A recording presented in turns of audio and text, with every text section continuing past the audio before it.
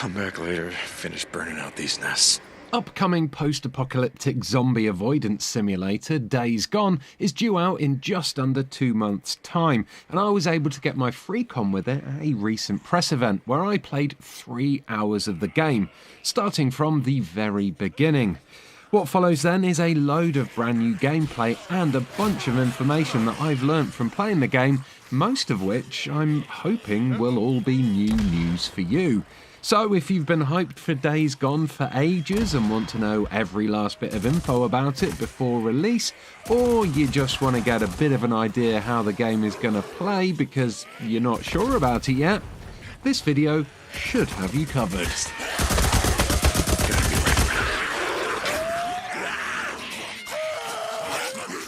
Okay, so, much like The Last of Us, the story of Days Gone starts off amidst the chaos of some kind of terrible outbreak.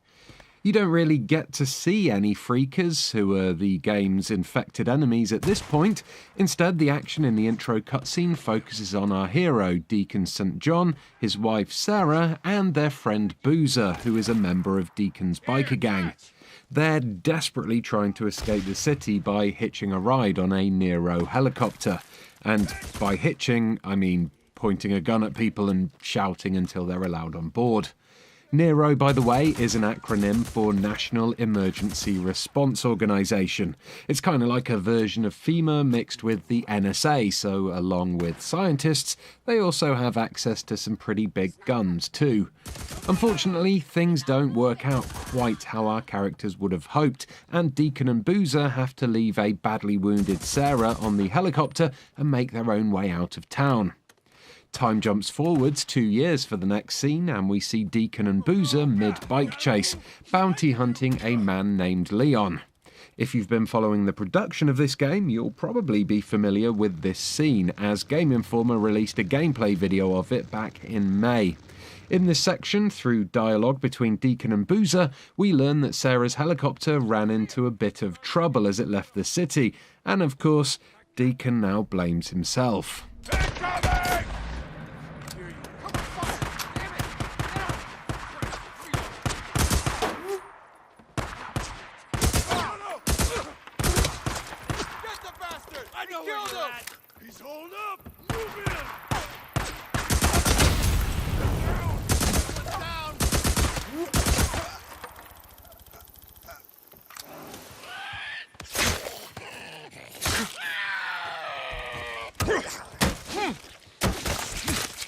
What's interesting about the freaker outbreak in that first scene is that no one knows exactly how it happened, especially not you as the player.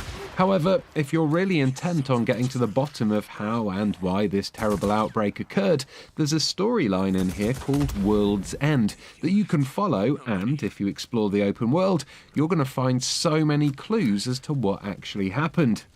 Most of this information is going to be found in and around Nero checkpoints that have been long abandoned, but they also have refugee camps and mass grave sites to search through too. There's even some old trains to discover which Nero used to haul in all the corpses from the cities for mass burial out in the wilderness. In these sites, you're going to be able to find all kinds of information about what happened as the world was ending, and about what research Nero were doing on the first infected subjects. Oh, shit. Brothers, damn it!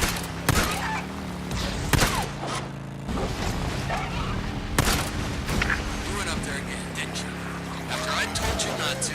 Eventually, you'll see that there's still Nero helicopters flying around in the open world too, and you can follow these and spy on them and learn all sorts of information. So basically, while the game doesn't spoon-feed them to you, there are a lot of answers out there for the player that wants to track them down.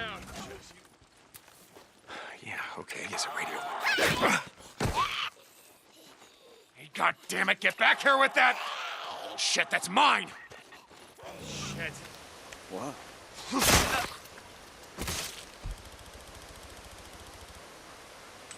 On the subject of collectibles, I noticed in the menus that there were around 241 collectibles in the game, which were split across multiple categories. One of those categories is for Nero Intel. These are audio recordings that were made in the field, and these are what you'll need to look out for if you want to find out about the cause of the outbreak. There are plenty of other collectibles to look for too, of course, including lots of character and backstory specific items, like a stash map that you take from Leon after you confront him near the start of the game.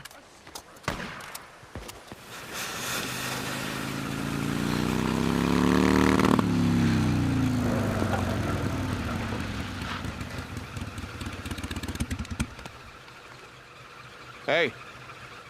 Hey. For an open-world game, Days Gone goes pretty heavy on scripted story and characterization. This means there are a lot of cutscenes, about 6 hours worth in total, we've been told, and a large portion of these take the form of flashbacks where we find out all about Deacon before the outbreak, and how he met and fell in love with Sarah. In one such cutscene that I saw, Deacon meets Sarah for the first time when he passes her trying to fix her broken car at the side of a dusty road. At one point, Deacon offers her a ride on his bike, and you are then given control of the camera, which you can move around the pair as they travel.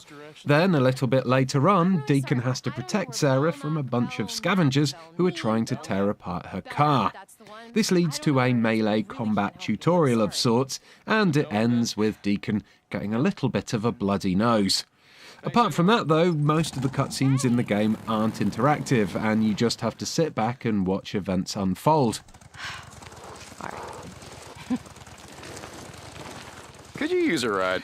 Yes, I could. Thank you for finally offering.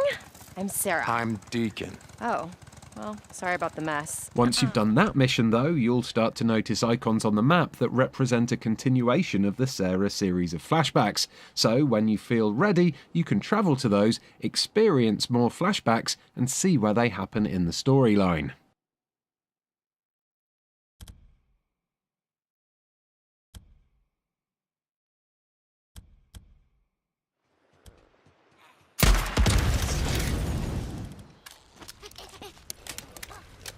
In most games that feature zombie-like creatures, the enemies you'll be fighting will be twisted forms of adult humans. In Days Gone, these are called swarmers, and they're your generic monster type. However, there are also much younger freakers, adolescents called newts, who are much creepier yet far weaker than the swarmers. These pitiful freakers aren't going to be able to fight a fully grown swarmer, so they stay up on the rooftops out of the way and only really try to attack you if you're low on health or are surrounded by them. The way the newts avoid danger really plays in with the tone of the entire game, where this virus has affected everything from human beings to animals, and it's created something called a freakosystem, whereby every enemy type in the game will try to attack every other enemy type in the game. This is something the player can actually use to their advantage, because if you're clever enough, you can do things like weaponize swarmers by leading them into a marauder camp and then just letting events play out. This leads to the kind of open-world unpredictability that makes emergent games like Far Cry and Red Dead so much fun to play. Oh, crap.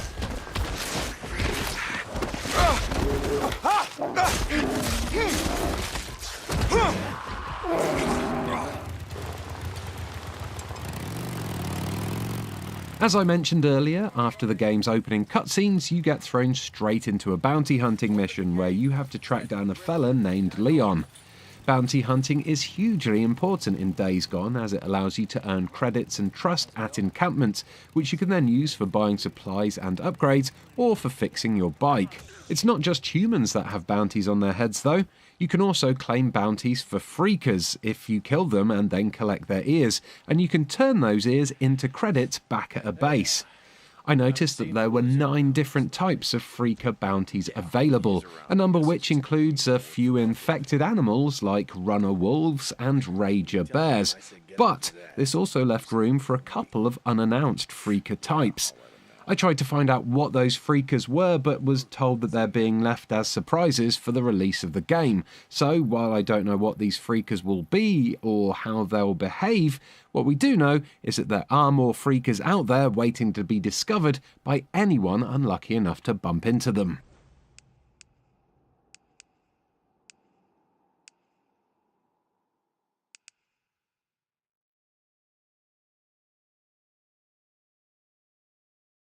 Shit, someone's in the tunnel. Now, one thing that's really confused people about Days Gone in the past was the bike retrieval mechanic and how you're supposed to go about getting your mechanical steed back to you if you end up losing it somewhere. It's not like in Red Dead where you can just whistle and it'll come trotting back to you, so I asked for some clarification, and it turns out there's a couple of mechanics that will allow the player to retrieve their bike in the event of an emergency. If you manage to somehow drive it into a lake or something like that and are close to the area where this happened, you'll be able to instantly retrieve your bike and it'll just appear right where your current position is. It's not the most realistic of mechanics, but the developer I spoke to told me that there has to be some flexibility in there as they don't want to punish players for daring to explore the world. Another way to retrieve your bike would be to go to one of the survivor encampments and pay the mechanic there to retrieve your bike for you. That way obviously costs credits though, and you'll also have to have a degree of trust at the camp in order for them to want to do that. So if you don't meet that criteria, the only other way to retrieve your bike in the game, if you've gone and left it somewhere, is to physically walk to its location, which could prove to be 1, a bit of a slog, and 2, a pretty dangerous pain in the arse. So basically, you probably want to avoid driving into lakes or forgetting where you parked it and then going on some kind of extended trek. Oh, and on a side note, your bike also has a health bar, which depletes if it takes damage from enemies or from doing things like falling a long distance. Deacon is able to patch up his bike if he needs to, but only if the bike isn't in water at the time, so make sure you're on dry land before attempting any repairs.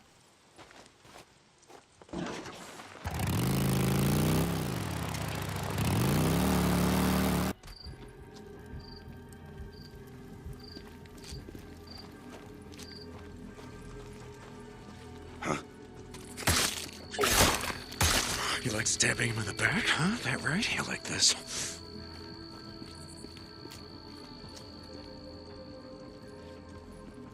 And finally, I've seen a couple of Days Gone videos on YouTube that state that a photo mode isn't going to be available in Days Gone right from the start, but that it may be due to be added in an update later down the line. However, when I played the game, there was a photo mode available from use as soon as you first take control of Deacon. Whether this is something that's been implemented in those 2 months in which the release of the game was delayed, I don't know. But fans of photo mode should be happy to know that they can snap away to their heart's content using a variety of frames, filters, and all the usual gubbins a good photo mode should have as soon as the game releases this April. Here!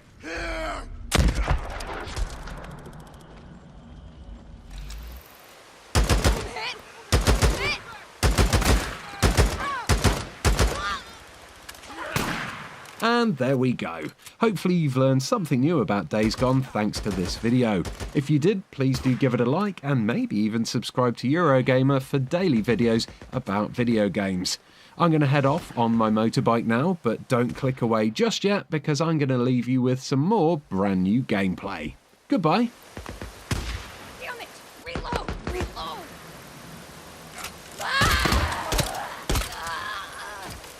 Get the bastard! He killed him!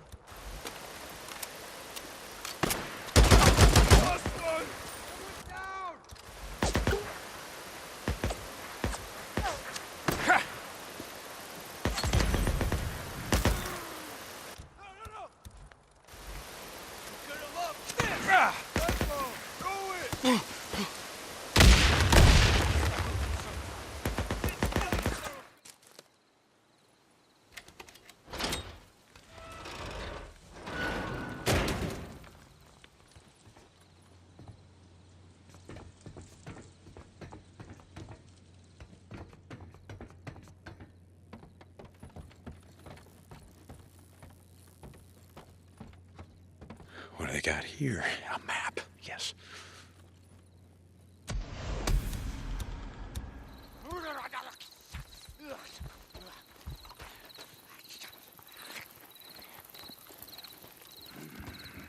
I'm gonna go look around.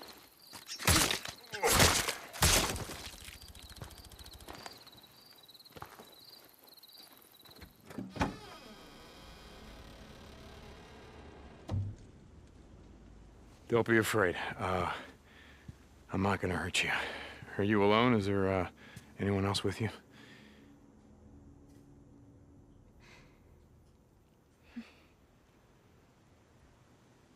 Oh, man. Okay, is this your room? It's really great. Are these yours? No! Lisa. That's mine. This one's for gymnastics. I should have won first place, but Missy King, she cheated. Lisa! Lisa, you hear the gunshots outside? It's not safe here. I was Now, at school. And my mom called me and told me to come home right away and not stop, and they would be here waiting for me, and we would leave together, and I got here, and there was a note that said they left with some men, and I didn't know what to do, so I hid. I didn't know what to do. It's all right. It's okay. It's okay. Lisa, not far from here, there's a camp. And you really ought to let me take you there. There are people there. There are people, I know them. I'm not gonna lie to you, it's a work camp, and to eat, you have to work. Life is gonna be hard, but at least you ain't gonna starve. No, my mom's coming here for me. Okay, is this your mommy? Well, you said she didn't come home, right? So, maybe she's at the camp.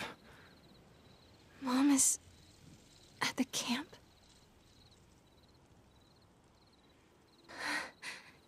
She is. I know she is. Okay. Stay close.